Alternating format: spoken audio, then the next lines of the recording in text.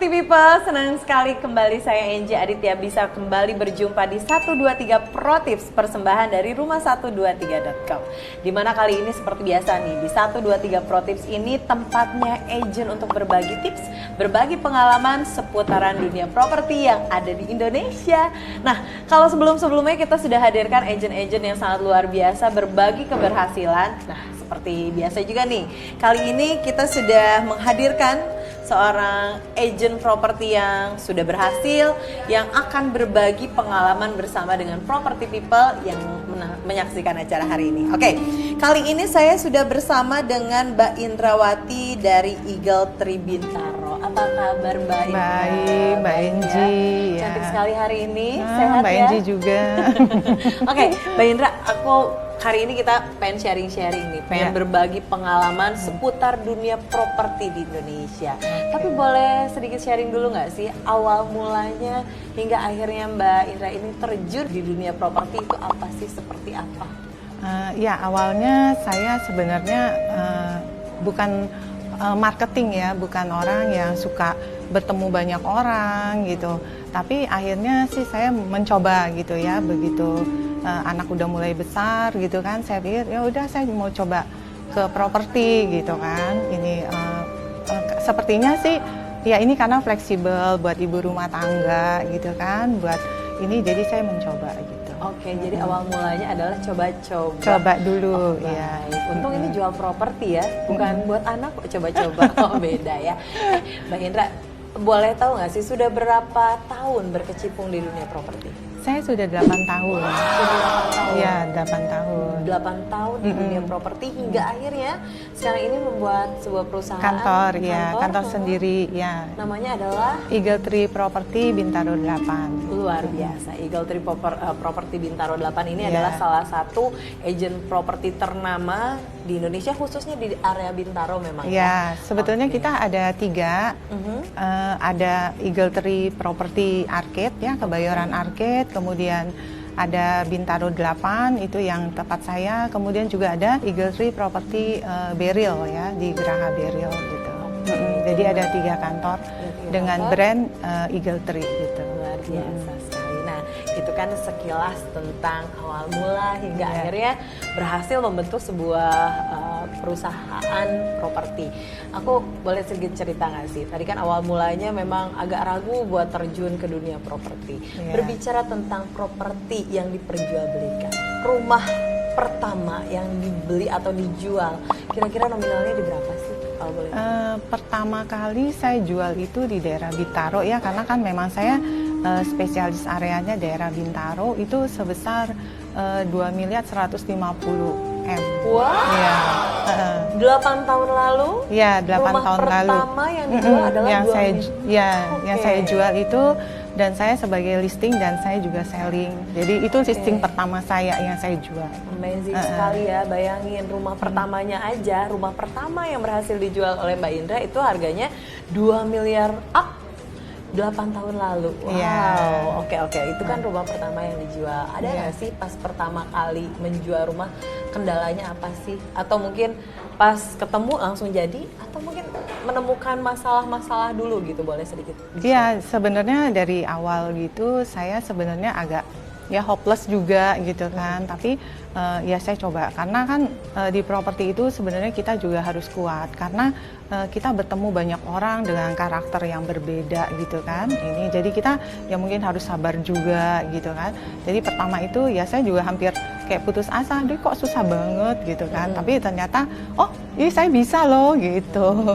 Jadi itu yang memotivasi saya, sebenarnya bisa, bahwa setiap orang itu kalau dia mau ini fokus usaha pasti bisa gitu. Pokoknya memang sih kalau ada istilah yang namanya jual rumah itu kan nggak kayak jual kacang begitu ya, nggak bisa cepet. Tapi yang penting kuncinya adalah tetap semangat, stay strong begitu. Betul. Tapi aku mau tanya dong, sebenarnya masalah yang paling sering ditemui ketika mau jual rumah tuh apa sih? Masalahnya tuh di mana? Ya, kadang-kadang sih mungkin ownernya itu mungkin kurang informatif gitu ya, kurang terbuka gitu kan. Bahwa misalkan rumah ini masih sertifikat ada di bank atau apa gitu. Padahal kita pada saat melisting mungkin kadang kita sudah gali-gali gitu kan, tanya-tanya, oh nanti aja gitu kan. Ternyata akhirnya pada saat misalkan harusnya dia di bank gitu kan, kalau misalnya yang satu ini harus KPR gitu kan, mungkin harus ada proses take over atau apa gitu kan. Jadi itu salah satu kendala yang Iya. memang paling sering ditemuin kalau jual perumahan. Tapi ngomong-ngomong kendala nih, Iya. Mbak, pernah nggak sih nemuin masalah yang, kayaknya ini tanda kutip ya, Iya. aneh banget gitu dalam menjual rumah, atau mungkin pernah menemukan sesuatu gitu apa? Kejadian yang aneh, horor maksudnya gitu. Bisa Iya, horor atau mungkin tiba-tiba pembelinya tiba-tiba gimana gitu, boleh apa aja lah. Ya mungkin bisa juga sih kadang-kadang sudah deal harga gitu kan. Ternyata nanti suaminya ini istrinya yang lihat gitu, udah kasih tanda jadi, tahu-tahu nanti begitu suaminya lihat ya mungkin berubah lagi gitu kan. Jadi kadang kadang nemu yang nggak cocoknya ada aja. Ada aja. Tapi kan kayaknya iya. kalau menemukan klien yang aduh kurang cocok, kurang nggak suka, mungkin itu masih biasa. Iya. Ada nggak sih kejadian yang lebih ekstrim gitu ketika melakukan penjualan rumah? Ya pada saat mungkin mengantar klien gitu kan, saya ya pernah juga sih, yang sekarang kan lagi musim kemarau panas gitu kan, jadi mungkin juga ya rumahnya juga tidak dihuni gitu kan. Ini ya pernah juga sih nemu seperti ular kobra atau apa di dalam rumah gitu. Waduh, kan. jadi Iya. pas lagi mau jual, Begitu pembeli, bawa ya klien tiba-tiba gitu. ada ular tuh. Ada, iya. Serem banget. Ular kobra pula. Yang kobra. Pembelinya iya. lihat. Lihat, iya. Oh my God, terus gimana? Jadi apa enggak? Ya tetap jadi dibeli. Luar biasa, emang hoki ya. Iya. Jadi ternyata memang di balik kobra ada juga, rezeki iya. gitu ya. Jadi memang kalau yang namanya pembeli, baik itu broker maupun penjual, memang harus jujur. Jadi ya memang kebetulan aja hari itu hoki banget. Hoki sepertinya banget, Mbak iya. Indra ya. Mbak Indra, tapi ngomong-ngomong properti yang berhasil dijual, tadi Iya. kan properti pertama kali yang berhasil dijual itu 8 tahun lalu nih. Iya. Harganya kan udah 2 miliar tuh. Iya. Boleh sharing dong harga properti termurah dan tertinggi yang pernah dijual sama Mbak Indra? Ya, karena saya spesialisnya daerah Bintaro, itu hanya berkisar antara 1 M-an sampai 10 M sih paling ini sih. Jadi range harga itu aja sih sebenarnya. Range harga itu. Yang paling murah yang pernah dijual berapa kira-kira? 1 M lah, pas sekitar 1 1 M-an. Iya.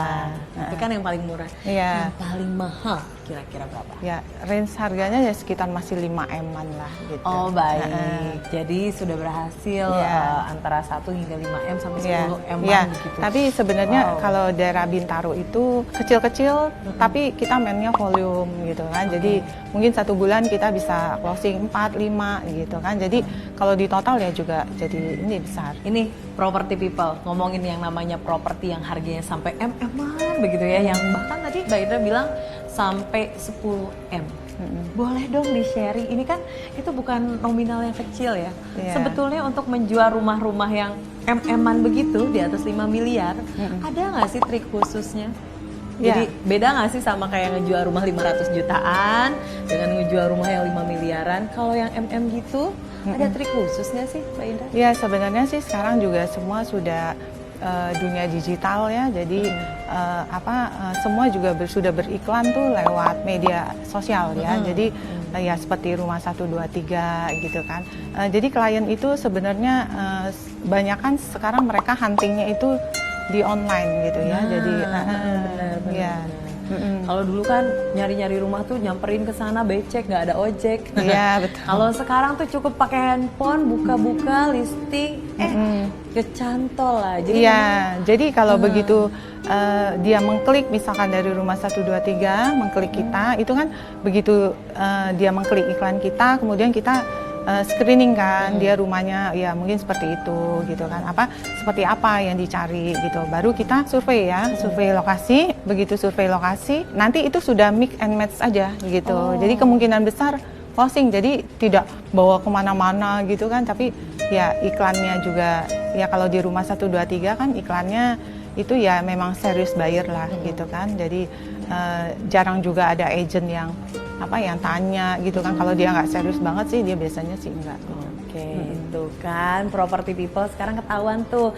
Ternyata trik untuk menjual rumah-rumah di atas harga 5 miliar ya salah satunya adalah berani bermodal untuk beriklan di betul. beriklan di media online ya. Iya, betul. Salah satunya di rumah123.com. Karena logikanya nih kalau mau mancing ikan gede ya umpannya juga harus gede. Ya, begitu, jadi salah satunya juga untuk selain untuk beriklan gitu, untuk menangkap serius buyer juga, ya kita juga harus bermodal juga. Betul. Gitu kan, seperti kalau kita jual MLM aja gitu kan, awalnya juga kita mulainya pakai starter kit kan, itu juga modal kan gitu. Benar. Jadi ya untuk agent-agent properti ya jangan ini untuk tidak bermodal gitu kan. Benar. Ya untuk di Rumah123 kan sekarang juga ada feature listing gitu, premier listing gitu kan. Jadi ya kalau kita feature-nya yang udah banyak, agent-agentnya ya kita harus pakai yang premier gitu kan. Tapi percayalah pasti ketangkep buyer. Nah, itu dia. Jadi buat para agent properti di seluruh Indonesia, mulai sekarang jangan takut untuk keluarin modal untuk beriklan. Karena bener banget, tadi Mbak Indra sudah mengalami sendiri ya. Mbak Indra, tapi boleh di-sharing nggak sih? Sebelumnya kan sebelum ke portal digital, sebelum beriklan, finally akhirnya memutuskan untuk beriklan di portal digital.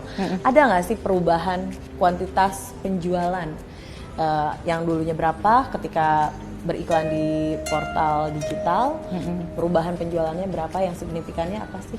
Ya, karena saya kebetulan dari 8 tahun yang lalu gitu, pada saat bergabung gitu ya, itu juga saya sudah memang mengandalkan portal digital gitu. Jadi nggak dari komunitas atau apa, itu maksudnya mungkin ya sekitar 20%, tapi semuanya tuh dari digital gitu. Betul-betul kerasa manfaatnya. Iya, manfaatnya. Jadi ya terima kasih juga untuk Rumah123 salah satunya gitu kan, yang sudah mensupport ya agent. Jadi kami pun kalau tidak ada seperti Rumah123, bayarnya juga dari mana gitu kan. Benar banget tuh kan. Jadi terjawab begitu ya. Gak usah khawatir property people mau jual rumah berapapun. Bahkan kemarin tuh kita sempat sharing ada yang berhasil menjual gedung, gak usah khawatir. Yang penting harus berani bermodal untuk melakukan mengiklankan diri sendiri gitu. Itu sama konsisten juga beriklan. Konsisten bener. Oke, baik. Nah, itu tadi kan senang-senangnya nih.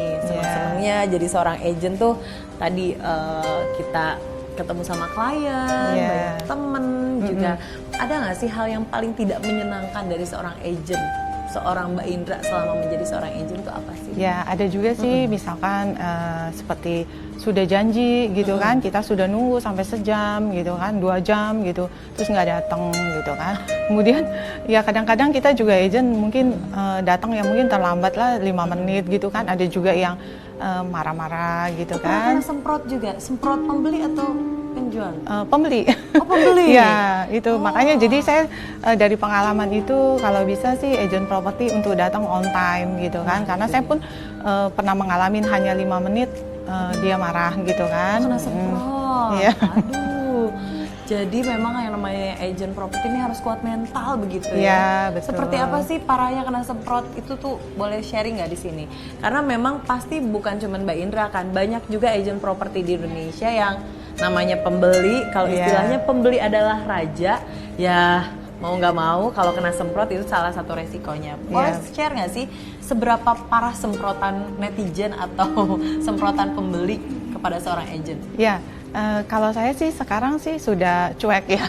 Jadi buat saya oh ya udah gitu kan. Tapi ya mungkin waktu awal-awal ya saya sempat down juga gitu kan. Waduh, dulu zamannya saya kerja kayaknya saya nggak pernah dimarahin gitu kan. Untuk oh ini gitu. Tapi ya sekarang saya sudah terbiasa gitu kan. Ya udah paling saya ketawa-ketawa aja ya udah sih gitu. Sudah terbiasa. Iya. Jadi mentalnya sudah kebal begitu. Jadi memang sebagai agent properti ya harus kuat juga sih gitu kan. Itu yang paling penting. Nah, bagaimana nih property people, masukannya dari Mbak Indra? Kalau yang namanya agent properti itu memang harus kuat mental, harus teguh pendirian juga untuk tetap jualan gitu kan. Ya, konsisten, fokus ya. Konsisten, fokus, dan yang pastinya juga tetap harus ramah. Nah, ngomongin masalah ramah sama pembeli. Kadang ada beberapa agent properti nih, mungkin Anda juga yang sekarang ini lagi nonton, kadang suka nggak bisa ngontrol diri. Namanya pembeli kadang suka ada yang bete lah, kena semprot lah segala macam. Iya. Mengatasinya seperti apa sih, Mbak Indra? Ya, Ada jadi masukan mungkin kita harus di awal kita survei itu kita harus lihat-lihat dulu. Jadi memang sebenarnya agent properti itu wawasannya harus luas juga gitu ya. Kadang mungkin harus misalnya nonton Korea juga, nonton bola juga, ya kan jadi yang update juga gitu kan. Baik. Iya, jadi banyak hal misalnya tentang apa gitu kan. Jadi pertama mungkin kita sebagai temen ya ngobrol gitu. Ini gimana Pak? Ini gitu kan. Jadi cair dulu baru kita survei gitu. Maksudnya lihat ke dalam gitu kan. Nggak langsung, Pak ini rumahnya bagus loh gini-gini kan langsung menjual, orang biasa tidak nyaman gitu kan. Nah, ini nih penting nih. Iya. Property people, kalau tadi Mbak Indra bilang bener banget. Kita sebagai agent harus berwawasan luas, harus bisa gabung lah kasarnya sejiwa sama pembelinya. Kalau pembelinya suka bola, kita mau nggak mau harus ngerti bola dikit lah. Suka Korea, mau nggak mau harus ngerti Korea. Oh, jadi seperti itu. Jadilah teman untuk pembeli kita. Iya, cair betul. dulu. Ya, cair dulu, baru ini kan, baru dia jadi masuk kan ininya. Karena kan waktu ketemu dia juga, ini siapa sih agennya gitu kan. Terus kita juga, ini bener gak sih buyer mau beli gitu kan. Jadi mungkin cair dulu ini, jadi begitu dia nyaman ya pasti dia akan beli sama kita. Seperti itu. Jadi luar biasa sekali tips yang dibagi oleh Mbak Indra hari ini dari Eagle Tree, banyak sekali ya. Tadi juga harus bisa berwawasan luas, harus sabar, mental hatinya juga harus benar-benar kuat, hati baja begitu, mau disemprot sana sini juga tetap harus kuat. Oke, Mbak Indra, sebelum kita tutup mungkin ada kata-kata penutup atau kata-kata motivasi nih untuk para agent yang ada di Indonesia yang sekarang ini lagi betul-betul fight berjualan selama pandemi kali ini. Iya, jangan lupa untuk selalu beriklan gitu ya. Itu konsisten iklannya gitu kan, pasti bisa gitu. Tetapi kalau misalkan belum ketangkep buyer gitu, coba di review iklannya kenapa sih ini gitu kan. Mungkin ditanya-tanya dengan tim rumah 123-nya gitu kan. Itu pasti bisa kok itu. Ya. Terus jangan putus asa ya, coba lagi gitu. Hatinya juga harus kuat ya, karena gitu ketemu ya, kan berbagai macam orang dari berbagai macam kalangan gitu kan, karakternya juga berbeda-beda gitu. Mungkin ada moto hidup yang mau di-sharing hari ini? Ya, I do my best, God do the rest. Luar biasa sekali. Mbak Indra, seneng banget aku bisa ngobrol-ngobrol sama Mbak Indra. Thank you so much. Ya, terima kasih juga. Terima kasih banyak, dan yang pastinya juga spesial nih buat para agent properti yang lagi fighting sekarang nih selama pandemi ini jualan rumah. Tetap berusaha, do the best, God do the rest, begitulah ya. Kita berjuang yang terbaik dan biarkan Tuhan yang menyelesaikan sisanya. Oke, kalau begitu sekali lagi terima kasih banyak sudah menyaksikan 1, 2, 3 Pro Tips di episode kita kali ini. Jangan lupa untuk like, share, and comment ya. Dan sekali lagi semoga informasi kita ini bermanfaat untuk seluruh agent properti dimanapun berada. Sekali